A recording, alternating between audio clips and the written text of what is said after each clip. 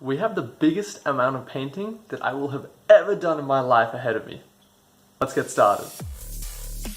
I ran a tournament called Battle Hardened, and Battle Hardened had a sponsor, OTP Terrain and Miniatures. They were sending over 2 boards worth of Elven city terrain. This stuff looked phenomenal. It was from printable scenery. Now, due to a few unfortunate delays, I only received this terrain 3 days before the tournament, giving me not a lot of time to get all of this stuff painted.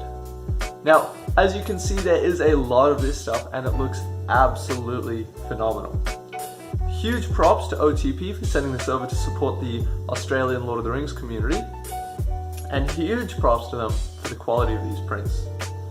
Now, today is Tuesday that I'm starting, and the first day of the event is Friday. So, there's a lot of work to do. This terrain required a tiny bit of sub-assembly. I think I only did about 3 pieces of sub-assembly in total because the printable scenery files are so good. After doing the sub-assembly, I went through and there was a little bit of cleanup to do on some of the pieces. It was pretty much only brimming, which is just an artifact of 3D printing that helps the print stick to the print bed better. This was super easy to clean up. I just pulled it off with my fingers.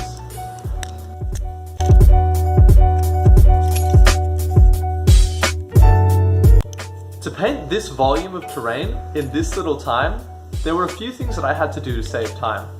The first one was I really heavily relied on spray paints. I had brown, grey and green. That was the colour of the trees and all the wood, the colour of all the stone, and the colour of the roofs of the building. I sprayed these on as close as I could to the spots that they belong in. Of course there was a little bit of overspray, but I decided it'd be quicker to fix the overspray rather than basing out a whole entire colour.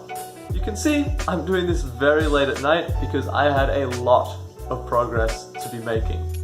The next morning I went over and I did another layer on the green because the spray paint wasn't as high quality.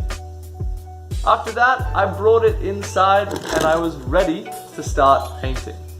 The first step was to get all of my base coats down. Now on these roofs there was vines that had grown up that I had clearly sprayed green that needed to be brown. This was same across the other buildings and the trees. Sometimes on the bases where the stones were, they had been sprayed brown, or the roots had been sprayed grey. This took quite a few hours to clean up. Doing each building didn't take that long, but when you have this much of it, it takes a while. After all of the brown was cleaned up, I moved on to dry brushing. I took the brown colour that I had, and I just mixed it up a little bit so it was a lighter tan. This wasn't the ideal colour, but I needed to go with it because I couldn't spend time figuring out what to do. So, I dry brushed this across all of the wood. People often say that dry brushing 3D printed terrain isn't a good idea because they think that it'll highlight the print lines and make the prints look more obvious. But, so long as you have a high quality print and you go with the grain of the print, I found that you can't even tell and it looks perfect and saves a lot of time. If I had highlighted these normally, it would have taken me 10 times as long and maybe looked only 20 better. After this dry brushing, there was a bit of overspray from it, so I just went back and I cleaned that up as quickly as I could, as you can see.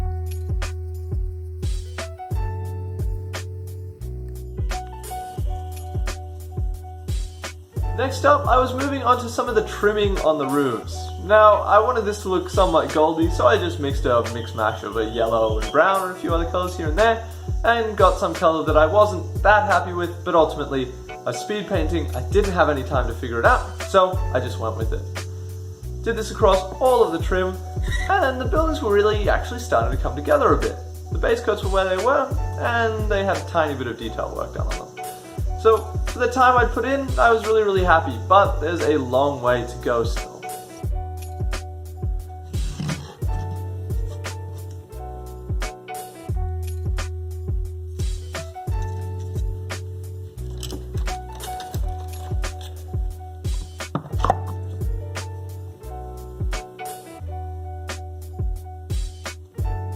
I dry brushed the grey on the stone. This was really quick. I just mixed white and black until it was a little bit lighter than my spray colour, and I did the whole entire thing. This was relatively quick, but again, working with such a high number of pieces makes it take a long time. Across all of the terrain, there's these mushrooms. I decided I wanted them to stand out a lot, so I chose a really saturated bright red. I painted all of these mushrooms. Now there was hundreds of these things. One of the biggest challenges was actually making sure I got all the mushrooms on each of the pieces. Even now when I play my games on the terrain a few weeks after, I'm still seeing some mushrooms that I missed here and there. I got enough of them though that they really stand out a lot. They bring a lot of color and vibrancy into the pieces, and for something that didn't take that much time, they really added a lot.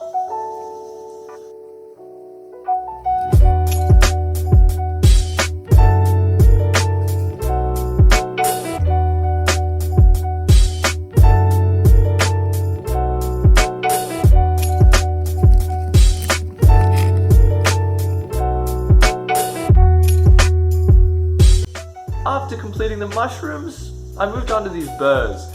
Couldn't really tell what they were, whether they were burrs or some other kind of fungus, so I decided there was some sickly looking fungus, and I went with yellow. This didn't stand out as much as the red, but that was good, because it gave the pieces a bit more of a subtle detail. After basing out hundreds of these little mushrooms, or these little fungus clusters, I then did a wash over them. This wash really helped bring them all together and kind of hid some of the imperfections in the painting.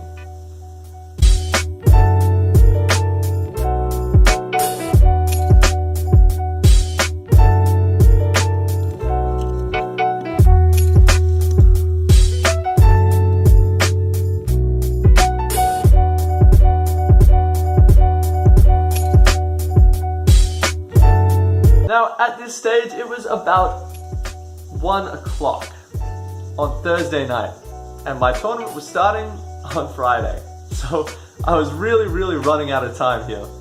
I decided I'd try to experiment a little bit with washing the rooms to bring a bit more color into them, but ultimately it didn't look good. It picked up the artifacts of 3D printing, so I just left them as is. Which means I'm able to call these done for now. Now I speed painted this whole entire set of terrain in 3 days.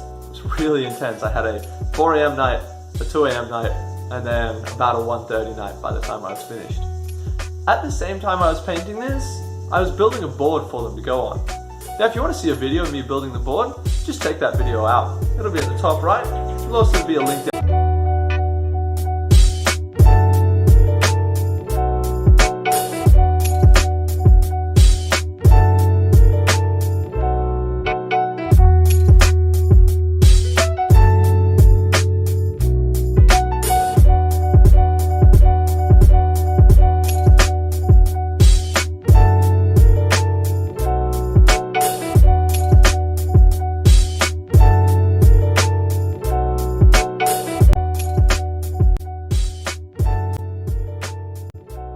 I want to say a big thank you to OTP Terrain and Miniatures who supported the tournament and gave me these pieces to paint.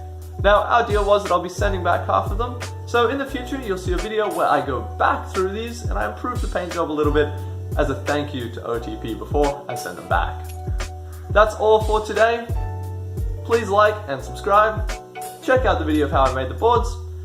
But until next time, have a good one. You've been watching Conquest Creations. If you liked what you saw and you want to support the channel, please like, comment, and subscribe. If you want a bit more content, check out our Instagram, the.conquest.creator, where you can see some sneak peeks of some upcoming projects. We also have a Facebook page, so check that out. That's been all from me.